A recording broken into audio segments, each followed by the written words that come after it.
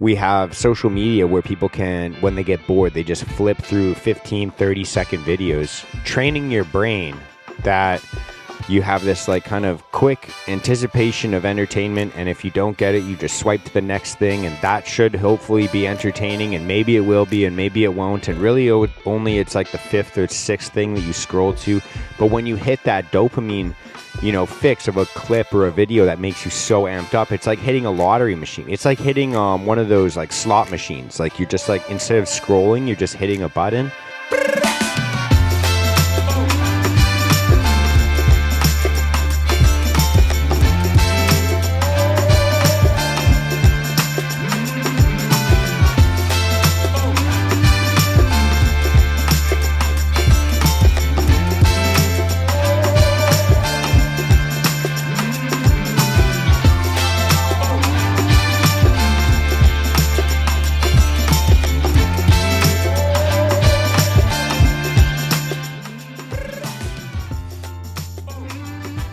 All right, what is going on? Welcome to the Risen Fallen podcast. I am your host, Mark Henriksen, and if you're brand new to this show, then what you can expect is open and authentic conversations about things like mental health, self-development, and how to get your life moving in the right direction.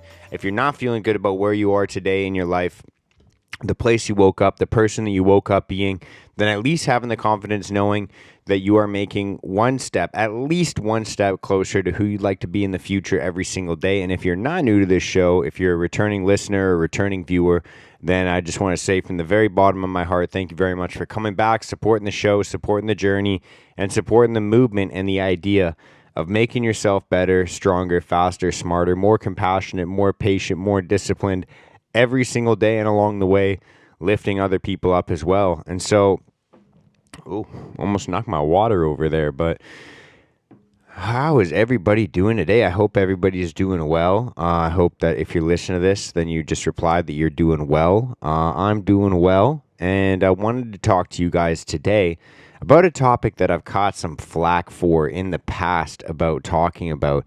It's not that controversial, to be honest, but I wanted to talk about ADHD and attention spans and how this so-called disorder is haunting us. And I've talked about this before in the past of how I just believe really truly that ADHD is either the avoidance of learning a skill or the degradation of skills and abilities that we've developed in the past. It is kind of one of those things where it's just a symptom of behavioral patterns that we allow to continue in our lives, whether they are conscientious efforts or not.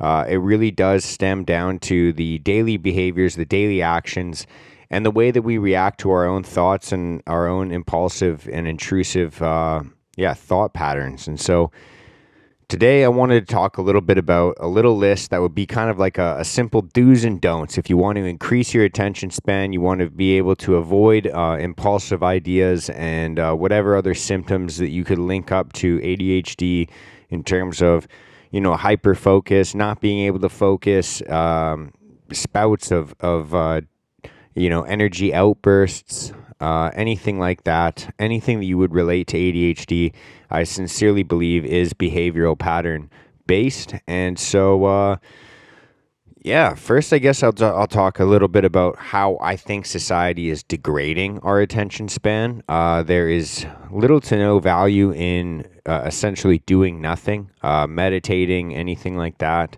And when I say little to no value, I mean it doesn't seem urgent to us. It doesn't seem like it's a high priority in life. What seems more urgent to us, after we get done with work and eating and doing whatever we do throughout our day, some of the priorities that we seem to have are to decompress and to unstress ourselves. And when we think about doing things like that, we go to what is conventional in our society, in our day and age, which is scrolling through social media, watching movies, watching clips, watching music videos. I don't know what people watch, just scrolling through and watching things, or online shopping or anything like that. The idea is that we have to consistently have some sort of input going on in our brain. We have to we have a consistent flow of something going on when we decompress our minds, our bodies, etc. Because we're always doing something actively, watching something, and what this does is teaches our brain that when there is silence, there's something wrong. I think that all of us can relate to that and to the idea of just being alone with your own thoughts, nothing to do, or maybe you have something to do, you're just maybe low energy or you're putting it off, and just sitting alone in silence is one of the scariest things to a lot of people, because a quiet mind, having those intrusive thoughts or those negative thoughts or those impulsive thoughts, we feel compelled to just listen to whatever thoughts and their reality and just say, okay, I guess this is the next thing I'll do. Okay, this is the next thing I'll do. We don't have a practice to actually observe our thoughts and see why we think the way that we think, or none of that really even crosses our mind in the way that we live our lives. And so that's part of the problem. The other part, I guess, is that people are just so compelled, like I said, towards their technology and not having any quiet time and having consistent input of whatever they're watching or viewing on their phones or their TVs or whatever it could be, their computers.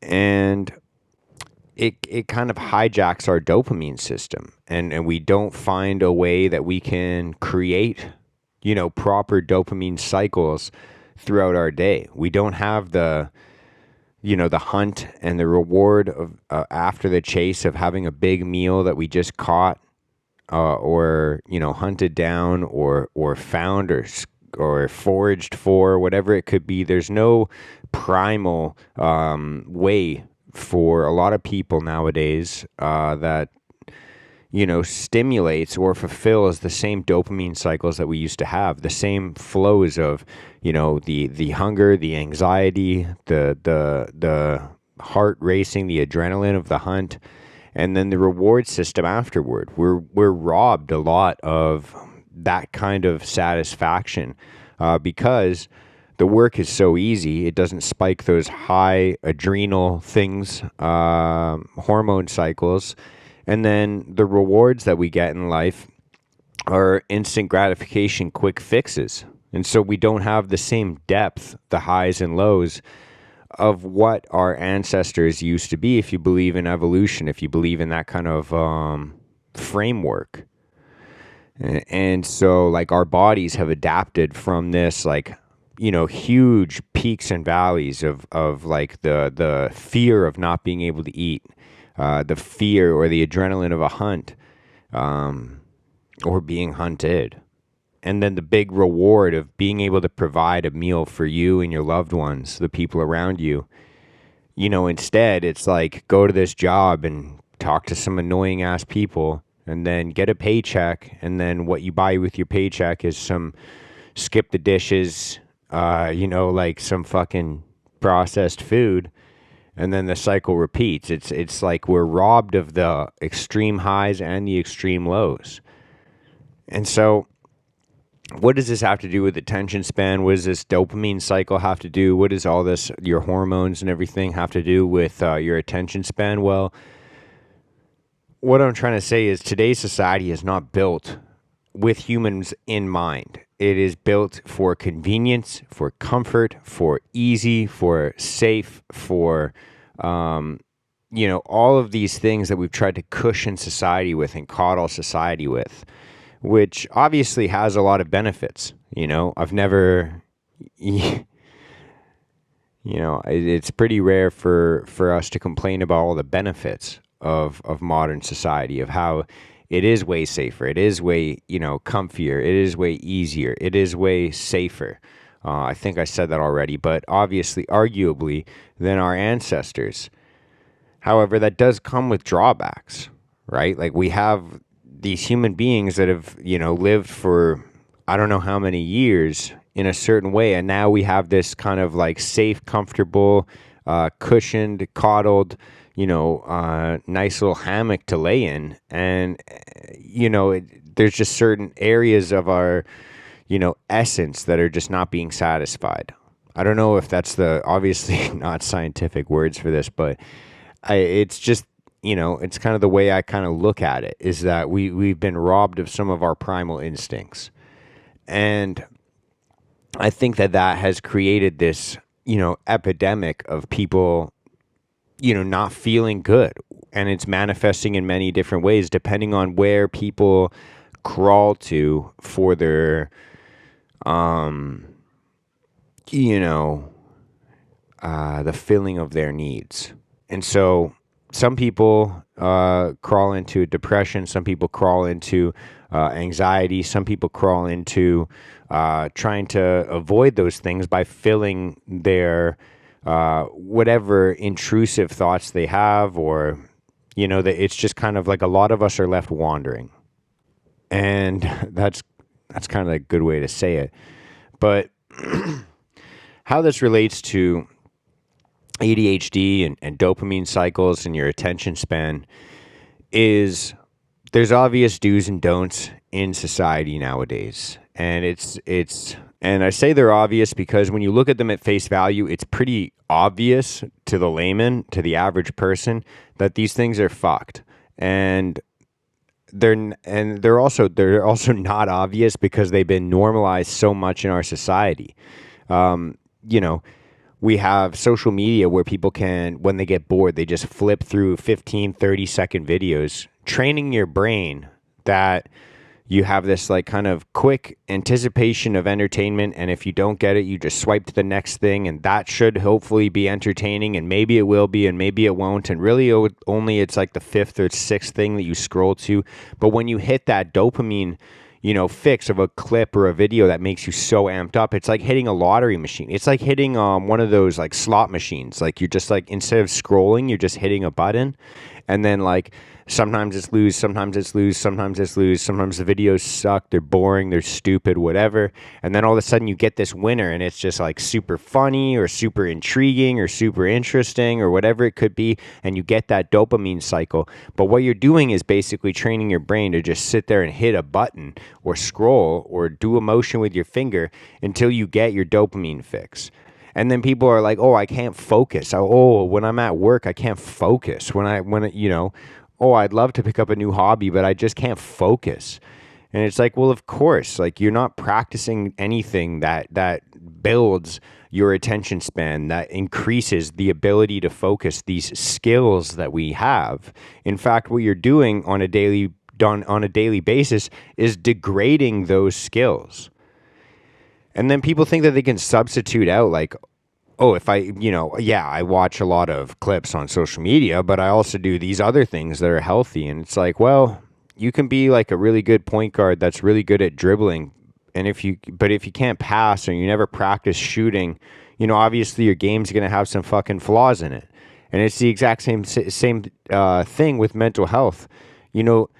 Missing key components or destroying key components actively is going to put you in a bad situation. And so if you're consistently doing behaviors like scrolling through social media, watching YouTube videos, watching Netflix, not allowing yourself to sit in silence, not consistently doing things that you know that you need to be doing, then of course your attention span is going to be degraded over time, and you'll have nobody really to blame other than yourself. You can blame your brain chemistry, but your brain chemistry is a result of the neurological pathways that you allow to wire together when you participate in hobbies or behavioral patterns that wire together these instant gratification cycles. And being more aware of these intrusive thoughts when you're doing something and you have a thought, oh, I should go do this instead.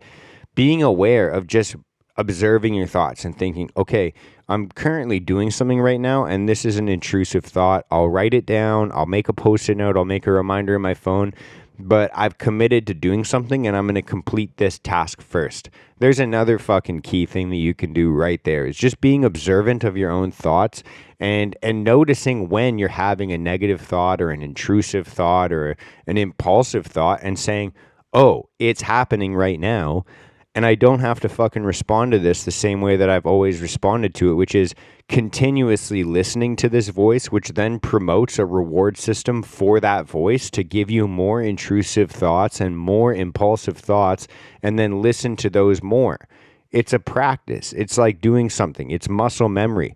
There's that famous saying, like, neurons that wire together fire together. And if you allow yourself to reward the system of intrusive thoughts and impulsive thoughts by continuously pursuing them, then you're just making that system itself stronger. The real thing that you have to do is analyze your own thoughts, observe your own thoughts, whether it happens in the moment or you do it at the end of your day. You sit down with a journal and you're like, okay, this is what happened. I was doing this thing and then I had this thought and then I justified it to myself to change and do the other thing because I convinced myself it would be more convenient. And then I ended up doing that. And then you know how this shit goes. We've all been, stuck doing the dishes, and then we got to wipe the counter down first, and then we got to wipe this down, and you got to do this, and you got to do that, and then 6 hours gone by, and you meant to just do one thing for 15 minutes. You clean the whole fucking thing, which is good. You got a clean-ass kitchen, but you also left a bunch of other things unattended. Now you're stressing out because you thought that you could substitute all of those things, doing good, quote-unquote, good things, but neglecting a bunch of responsibilities that were more urgent. And the more you allow yourself to do this and the more you justify it, the more you say, okay, this is just how I am. Oh, this is just how classic Mark. This is just how I am. The more you allow yourself to do that, the more it's going to happen. So obviously there's a lot of ways that you can degrade some of these skills, your attention span, the skill of discipline, the skill of doing something difficult, the skill of doing things that you're not interested in. But there's also a lot of ways to build these abilities and these skills up. I don't want to leave you feeling like, what the fuck do I do? Am I broken? There's a lot of things that you can do. One of the main things that I've been doing recently is a lot of fucking yoga, a lot of yin yoga. Mainly because you're sitting in one pose for, 1 to 3, sometimes 5 minutes. And when you're doing it, you have all these thoughts of like, am I doing this right? Should it feel uncomfortable in this area? Like, maybe I just need to take a breath. I got to get out of this thing. And oh, fuck, I forgot to do the dishes earlier. And you just go on this random tirade of random thoughts when you're sitting in one position for a few minutes, because that's how our brains are trained to behave and act. And consistently doing yin yoga, I've found myself being able to observe more of my thoughts of like, okay, yeah, no, my body's just being a little bitch. This is uncomfortable. I want to move. I want to get out of this, but I'm just going to stay for a little bit longer and I'm just going to focus on my breath. And, this, it's more convenient to focus on the weird part that's being stretched than it is to focus on my breath like I intended to do for this 40-minute yoga class or whatever. And I think I'm going to just try and focus on my breath for a bit. For me, yin yoga has been very helpful that way, of just like observing my thoughts and seeing when I get distracted and what distracts me and what types of things distract me, so that when I notice these thoughts, I can find a common theme. But obviously, this exact same thing goes for anything that requires you to sit still for an extended period of time. The same thing can happen with reading and journaling. I too find it very difficult, because I was diagnosed at a young age with ADHD, to sit down and sit still for a long period of time and focus on one thing, especially if it's something that I'm not interested in. And that's how not only yoga, but that's how reading helped me so much, reading and journaling, because it forced me to sit down and focus on one thing at a time, sit still, which is something that's very difficult for me, and to focus just on one thing and to do that one thing. And journaling's easier because it's more active, like you're like engaged in it more. But for me, reading has always been extremely difficult. And so what do? You just say, oh, I suck at doing that. And, it's not something I find easy to focus on. And it's something that I fall asleep doing. It's so boring to me. It's blah, blah. I'd rather do this or do that. Do you say things like that? Or do you do the right thing? Do you do the thing that is more difficult, but has a high reward? And even if the reward isn't what you're reading, it's just developing the skill to sit still and do one thing and to focus on that. And so it's a mental practice of doing this thing where you sit still, you focus on one thing at a time. And if you get an intrusive thought, you get an impulsive thought of doing this or doing that, you don't fucking do it. You just commit to reading a certain amount of time or a certain amount of pages, and you do it. For me, I've had to develop different ideas and techniques for me to allow my body to sit still for that long. I always read either right before I go to bed or right after a workout so that my body actually can sit still for that long. And then I close my doors. I get all the distractions out. Sometimes I wear earplugs and I just fucking sit there and I read 10 pages every single day. And that's kind of, you got to get it done. And these things might seem like minute little changes to make in your life, like scrolling less and reading more or meditating more or doing yoga. But these are compounding skills. It's one of those things where, you got to do it for months and months, sometimes years, to develop the same skill of just repeatedly doing it over and over again. And you might lose the forest for the trees, and I don't know if I use that saying properly, but you might lose focus of the main goal of like, hey, I'm just going to do something where I have to sit still and focus on one thing for an hour a day. And you think about why you're doing it, because these fucking thoughts rule my mind and rule my experience in my life of just like fucking, I'm at the grips of whatever thoughts that I have of just like, oh, I should do this, I should do that, I shouldn't do this, I shouldn't do that. And I just listen to this voice. Or am I in the driver's seat? Am I in control? And where would I like to be? And you just kind of have to think of it like that, because these are things that you can develop by like I said, writing and being more mindful, journaling somehow, being reviewing your thoughts, observant of your thoughts. Not doing things that degrade your skills of your attention span or your focus or your discipline, and doing things that do improve those things. And it doesn't have to just be fucking sitting down and meditating or journaling or reading or writing or whatever it could be. It could be doing yoga. It could be doing something active. It could be going hunting or fishing. It could be something out in nature. Connect with the earth, like connect with the Lord's work, man. Like, get out there and connect with it, because even hunting and fishing, like anything like that where you're I know with fishing, like it's like you have to, sometimes you got to sit still, you got to be quiet, you got to focus on something, you got to overcome the idea or the fact that you're not going to win every single time. And sometimes it's just the art of being patient and being present and grateful for the opportunities and the moments that we get given every single day.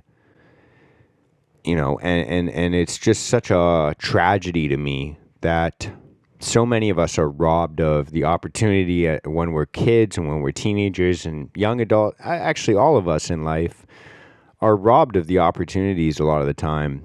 Whether we rob ourselves of these things, we don't expose ourselves to these things, or we're just never exposed to these things, like going out in nature and learning how to hunt or learning how to fish or learning, learning from a young age that patience and discipline and sticking to the plan, it might not always result in a hot meal or a reward, but it will sometimes.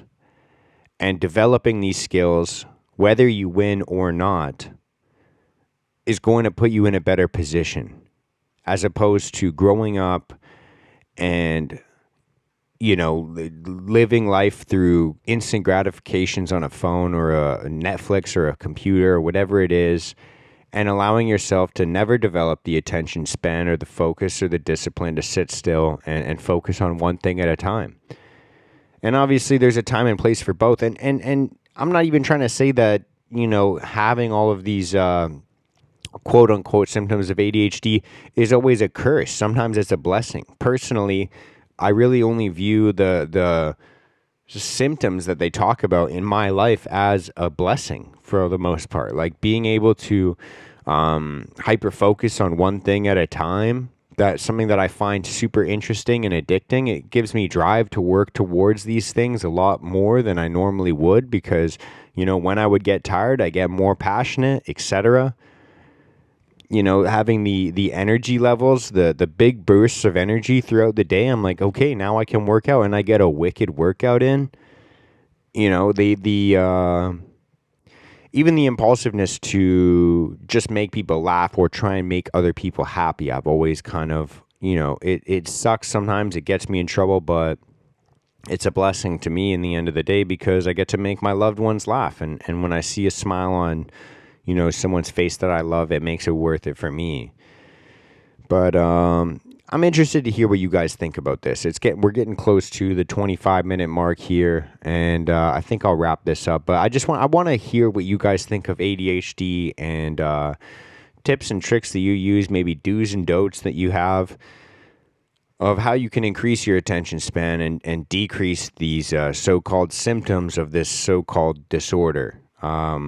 When, like I said, I really believe that it is the result. These symptoms are a result of the degradation or the avoidance of learning certain skills like discipline, focus, and patience. And so that's all I got for today. I hope you guys are doing well. I will check in with you next episode. Much love and peace out. Reach out to us on Instagram. Let me know what you think. Shoot me a comment. If you got a question or a comment or anything like that, shoot me a DM on Instagram at Risen Fallen. Check out the website, risenfallen.com. Other than that, I appreciate you all. Much love and peace out. Bye.